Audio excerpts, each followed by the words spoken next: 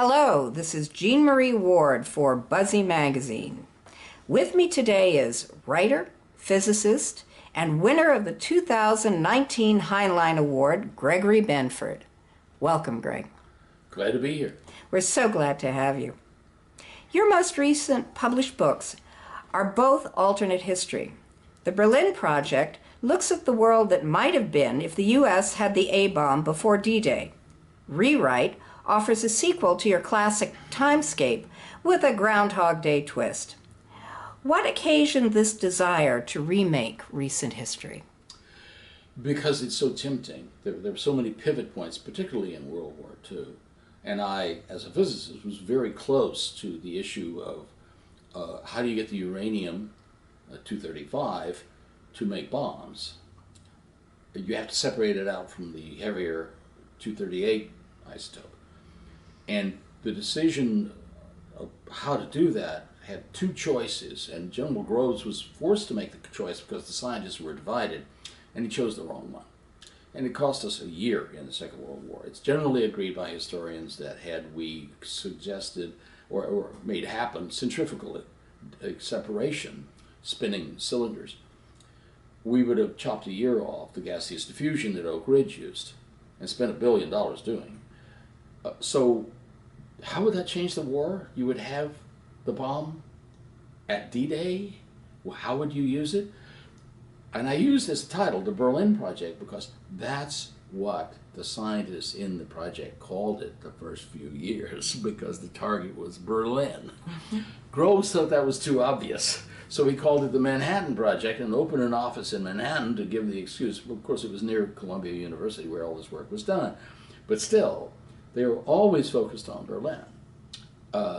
So that was just too tempting because I was a postdoc for Edward Teller at Livermore for 2 years, and then a staff member. He offered me a staff position, which I took before I went to UC Irvine. And Teller told me all these delicious stories about the Manhattan Project, and I knew so many of them. The woman who taught me nuclear physics at UC San Diego, Maria Keppert-Mayer, when I was working on problems with her, and they did a bunch of nuclear physics for my thesis, she won the Nobel Prize. And she told me all kinds of delicious stories about the Manhattan Project. She was not an outgoing person, but she would tell her students these things. And I have a kind of magpie memory for things. I can remember stories people told me half a century ago, and also how they talked. So I peopled the entire novel, Berlin Project, with people I knew. Harold Urey was on my thesis committee. All this kind of stuff. And then Rewrite, it was because I regard the assassination of Martin Luther King as the one interesting, strange incident in American history, which was a pivot, because we know James Earl Ray was hired to kill Martin Luther King, and we still don't know who hired him. He went to his grave keeping the secret. We know he got paid. So I thought of a whole plot that ends up pivoting around that and how you stop that. But it's also a big nostalgia trip about the movies from the late 60s through the 70s, the second golden age, which I'm a huge fan of. So I used all the experience I had working in Hollywood on various aborted movies made from my novels to people, the first part of the novel with all the kinds of lore that you get by the rather seamy process of working with studios. So it was just too tempting to see. I'm using my own experience all the way through this, and the point about getting to be old, one of the few consolations, is you have a whole lot of experience you can use.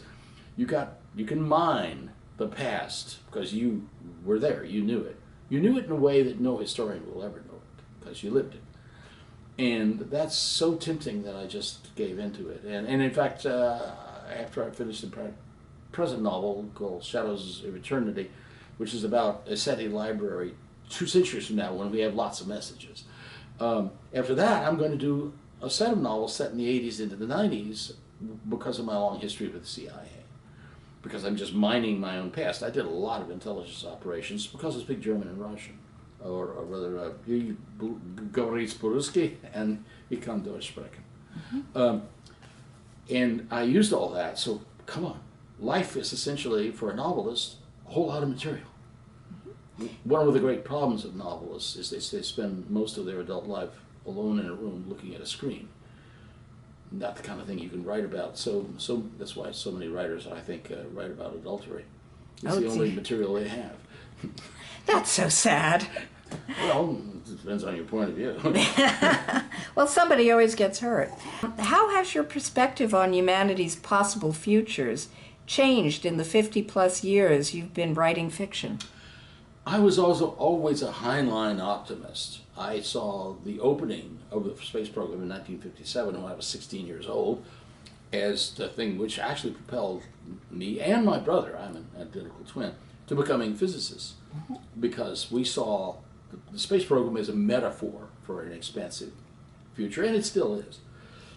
So it is the nature of government to turn excitement into bureaucracy, and that's what's happened in NASA. But now we're seeing the emergence of the world that Heinlein foresaw, in which space travel would be carried out by private interests. The man who sold the moon. So I always felt that the optimistic view of the future has many rewards. One of them is that it makes you think positively instead of obsess about the negatives. There are always negatives. Just read the front page of the newspaper. It's almost all negative news. But the future can only whisper while the past and the present shouts in our media. You got to listen to that whisper of the future. So it is also good for your own character, because too much of modern fashion and ideas is essentially nihilism of various kinds. And so I am not crazy about getting that kind of thought into my work, because I think it doesn't go anywhere. You mentioned Heinlein. What do you think he would have said about you winning the award named after him after describing him as a time traveler? I knew Heinlein for almost 30 years, and I was a guest in his home and all that, and he was very fond of my work. My second novel, Jupiter Project, is a direct homage to his novel. It's a prequel to Farmer in the Sky, which I read in Boy's Life magazine, serialized in the 50s. He always regarded me, he said so, as the kind of person who should drive science fiction, because I was a real scientist and I really knew all this stuff. And I think he would have been happy to have me win this award. And I think he would have been happy with the work I've done, particularly with my twin brother, Jim, on exotic advanced spacecraft such as beam-driven sails and so forth, which has actually gotten real progress made. The whole Breakthrough Initiative, Breakthrough Starshot, is based on our ideas, because we did those experiments 20 years ago and showed that this thing was possible.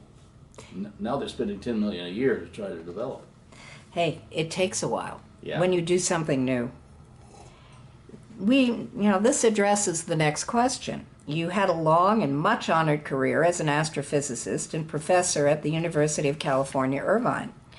Reviewers have talked about how your day job influenced your writing. What about the other way around? How has your fiction influenced your science? Several times the fiction has led me to consider a problem such as the galactic center, because I was interested in it, and I was writing a series of novels, which I didn't intend to do in a way, the Galactic Center novels, in which the first one was published in 1977, In the Ocean of Night, and then 5 more such volumes, because inevitably it seemed to me that the direction toward the center of the galaxy is the most exotic place in the galaxy. It's like we're living here in the boonies, in the burbs, 26,000 light years out from the galactic center. But the galactic center started making stars 10 billion years ago. Our star is 4.5 billion years old.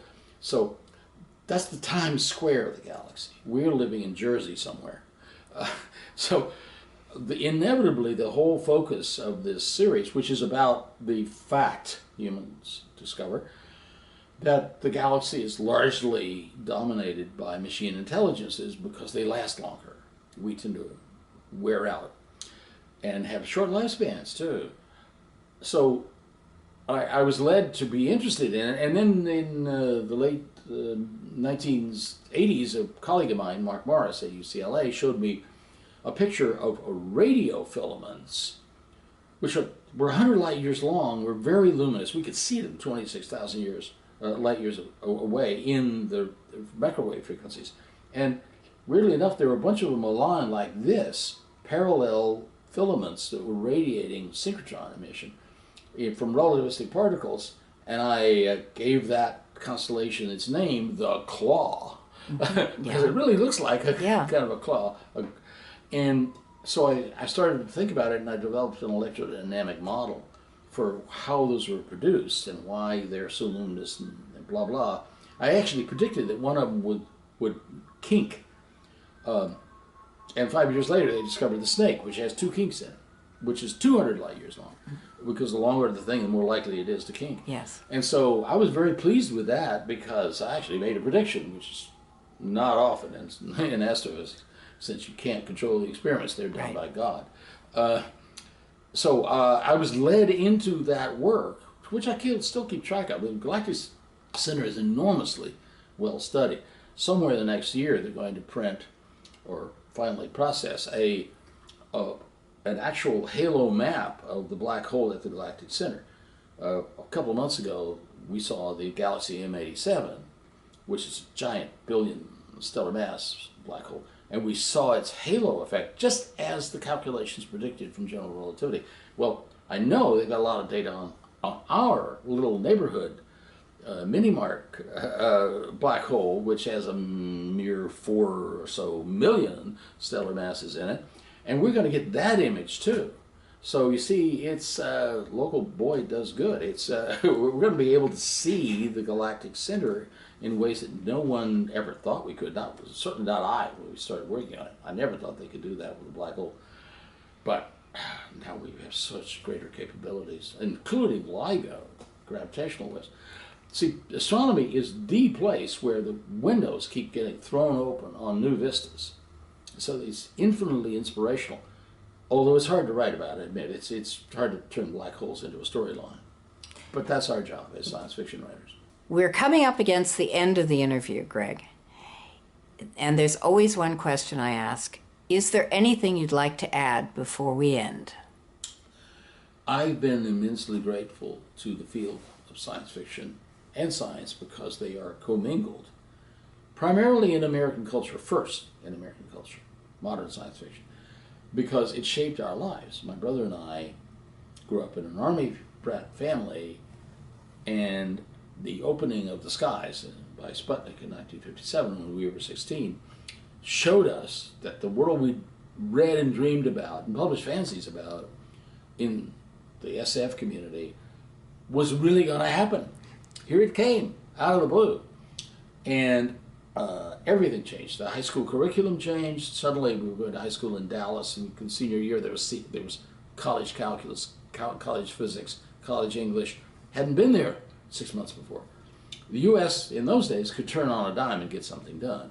Alas, not now. So that shaped our entire future. We grew up in farm country, southern Alabama. We now live in California and are very well off and living on the coast and having great fun. It's all because we believed in the promise of the future, which turned out to be the best bet possible. Cool. And hopefully it will continue to be the best bet possible. Yeah, the future is all we have left. Yes. On that note, thank you, Greg. Mm-hmm. And thank you for Buzzy Magazine.